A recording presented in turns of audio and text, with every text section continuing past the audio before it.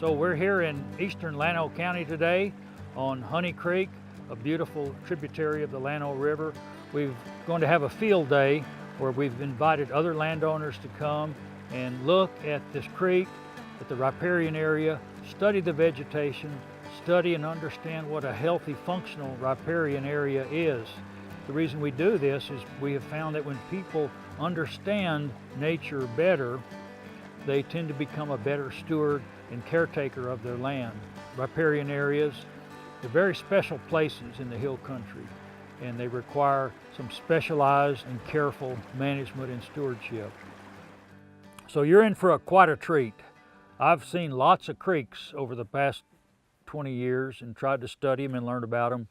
This is a very special and a unique creek, one like I've really never seen it, one just like this. We're going to stop at a few locations along this beautiful creek. This is Honey Creek, and it flows into the Llano River, and it's not hard to immediately come away with kind of a sense of awe and wonder about where we're at. And all of this that we see is possible because of the stewardship of private landowners. So we're here to talk about riparian area. So the word riparian simply means of the river. It is an area immediately adjacent and parallel to creeks and rivers, so we're standing in the riparian area. It's a narrow ribbon of land.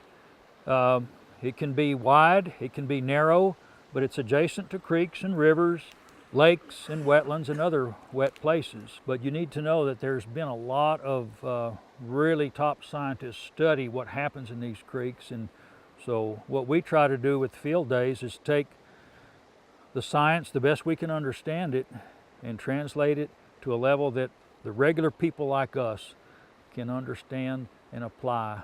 The riparian area is a transitional area. It's a transition between the dry uplands and the water. And so this riparian area that we're standing in, that we're looking at, perhaps it only makes up about 1% of the landscape. 1 or 2%. So 99% of the hill country, we could say, is uplands. That's where the cedar grows, and that's where the hills and rocks are. And because they're special places, they need preferential and special treatment. You don't treat the riparian area like you do the rest of a ranch. You really can't manage or restore something unless you first understand it. Before I go any further, you'll notice I'm carrying my Bible with me. It's called Your Remarkable Riparian Field Guide. It's the only booklet of its kind in Texas. And if you take the time to read and study and use this and the other companion booklets that are with it, you're going to be ahead of 90% of the people in Texas. So riparian areas, they operate under the interaction of three forces or three factors. Obviously, it's driven by the hydrology, the water, the force of the water. This here is just what we call base flow, but think of a rise coming through this valley. Think of 2 or 3 feet of water coming through this valley on a little minor common type flood. The second factor that drives these, the fancy word is called fluvial geomorphology. It's the study of how soil and gravel and rock are eroded out of certain places, moved downstream by the power of the water, and then redeposited. So it has to do with the shape of the channel, the pattern of that channel as it meanders, the gradient, how steep that channel is, basically the physics of the channel. And then the third factor is the vegetation. We're going to talk about all three of those. Let's talk about the parts of a creek, the parts of a riparian area. Real simply, we have a channel, which you can see. The channel is confined by the banks. The banks are what tell the channel where to go. We've got sediment. We're standing on sediment and rock, various sizes, that was put here by this creek. So the sediments make up the floodplain. We're standing in the floodplain of Honey Creek. Channel, banks, sediment, floodplain. These are all part of that system. And then obviously the water. We've talked about this base flow. Flooding is a part of the riparian system.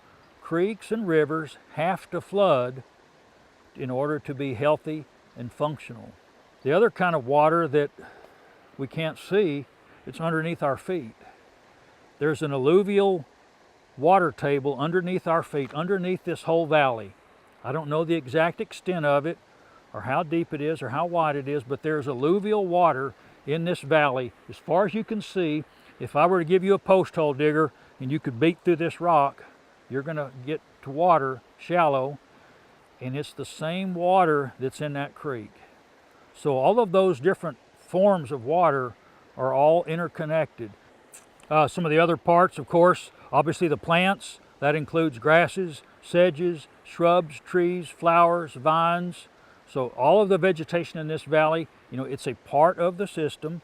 And then even the rocks and the boulders that are here and the outcrops you can see. What does it mean for a creek in a riparian area to function properly? That's kind of the goal of today, is to understand what does it mean to have a healthy, functional riparian area. So here's the definition, and all the stuff I'm saying is pretty much in these books, but a properly functioning riparian area is one that has adequate vegetation and large wood and landscape formation, the boulders, to dissipate the energy of those floodwaters. Think about the energy that comes down a creek during a flood. You've all seen it. It's pretty scary. And the job of the vegetation is to dissipate that energy. And when you reduce the energy of moving water, it's less erosive. So you have less bank erosion, you've reduced erosion, you've helped to stabilize that channel. Fast water moves sediment, slower water, it drops some sediment out. So that's how these valleys are built. Other than the cypress, which we're going to see, some small cypress, nothing here was planted by man. It's all natural, we call natural regeneration. The things that you and I want on these creeks, they happen only as the creek and the riparian area begin to function properly. Those things, water quality, water quantity, fish and wildlife habitat, forage. It's okay to graze riparian areas intermittently and carefully. One of the other take-home messages we want to make sure that you understand is that the values that we love about creeks, the recreational value, the aesthetic value, the water quality, those things are dependent on these functional processes of dissipating energy, protecting the banks, and slowing that water down. Not the other way around. So if you want to focus on your efforts on improving water quality or fish habitat, you start thinking about vegetation and protecting these banks. And so it's the physical processes that produce the values that we want. If a riparian area is functional and healthy, by definition it's going to have lots of native, dense, stabilizing, strong vegetation. There are some species here that you're going to find across the hill country.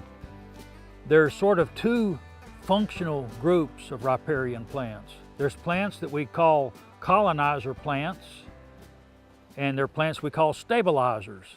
And their names pretty much describe their function. The colonizer plants are those plants that come in very quickly after disturbance. So if you get a flood move through here and rip out a bank or dump a sandbar out there somewhere and it's fresh and it's naked, it's bare soil, the colonizer plants, that's their job in nature, to colonize that bare area. So they have the capacity to grow very quickly and to expand quickly and to put a first cover of vegetation on those disturbed areas. So a stabilizer plants then are the big, robust, strong-rooted, deep-rooted plants. These are the plants that can stand up to a 5-year, a 10-year, a 20-year, maybe even a 50-year event without getting ripped out. One of the characteristics of a healthy riparian area, just cast your eyes on this bank, up and down it, cast your eyes on that bank, and you immediately notice lots of diversity. And so that's one of the telltale signs, one of the kind of key things about riparian areas that are healthy. They should be diverse. Several kinds of grasses, several kinds of sedges, several kinds of shrubs, several kinds of broadleaf plants. And when their roots are weaved together, you have this synergistic ability to hold everything in place. So far we've talked about grasses and sedges and forbs. We want to talk a little bit about woody plants. And so we'll start with the most common thing we're seeing up and down here is the sycamore. It's a really important riparian tree in the hill country. Really, really important. We see there's a nice big one down there. One like that's producing a lot of seed. And in between you see all of these hundreds of young ones. Old, middle age, and young. That's another thing to always be watching in a riparian area. We don't want to just see old trees. We want to see many trees of many ages. It means they're actively reproducing.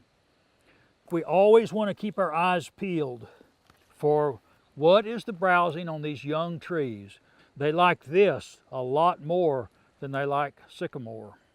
So one of the jobs of stewardship and management is really to be as ruthless as humanly possible, to hunt deer, to kill deer, to harvest deer, whatever nice word you want to call it, but they're having an impact on the environment.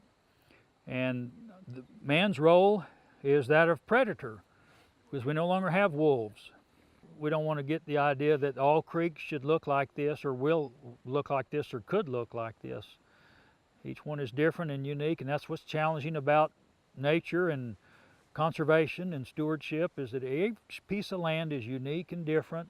And as long as it's sort of sustainable, diverse, and the word I keep coming back to, functional, if it's functioning like what we've described, then there's a pretty wide range of how that vegetation can look. So do things slowly, gradually, progressively, and then watch the results. So the Hill Country Land Trust, one of the purposes that we exist is to help landowners become better stewards. And so we invite you to check out our website, check out some of the videos and educational material that we've put together to help you understand your land better and ultimately to become a better caretaker and steward of your land.